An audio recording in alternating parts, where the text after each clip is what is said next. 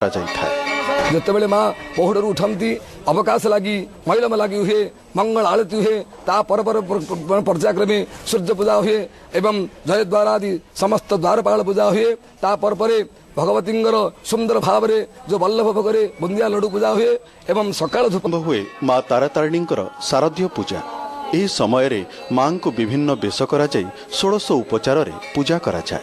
आमर जो शारदीय महोत्सव चली कृष्ण अर्थात शुक्ल 16 दिवसात्मक चंडीपाठ आरंभ होती दिन भगवती सहस्र कुंभाभिषेक ही मझे जदिव माँ वामावर्तन प्रक्रिया चली आमर जो दुर्गोत्सव प्रक्रिया चलता देवी सहस्र कुंभाभिषेक परपरी आज देवी जाइछन्ति शारदीय पर्वण भितर उपासना पाइछन्ति सेवक मानकर सुंदर भाव से सहानुभूति सदिच्छा अनुसार आज भगवती केते पौटी केते अलंकार आज पूजा पाउछन्ति एही समग्र दक्षिण ओडिशार पवित्र महाजोगिनी पीठरी पर्वतर पाददेशरू 959 पाहाच अतिक्रम करी भक्त माननकु आसीबाकु पड़िथाय।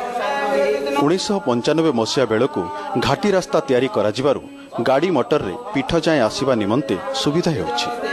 गत 3 वर्ष है पीठ को रोपवे व्यवस्था करा जाइछि। रोपवे जीवा आसिबा समय रे रत्नगिरी पर्वत को घेरी रही घन वनराजीर सबुजिमा मनरे भरी दिए अपूर्व आनंद।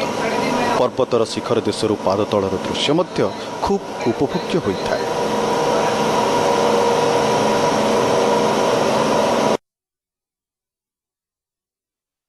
तो पर्वतर शिखर तारातारिणी पीठ धर्म दृष्टि जेतिकी महत्वपूर्ण पर्यटन दृष्टि सेतिकी आनंददायक।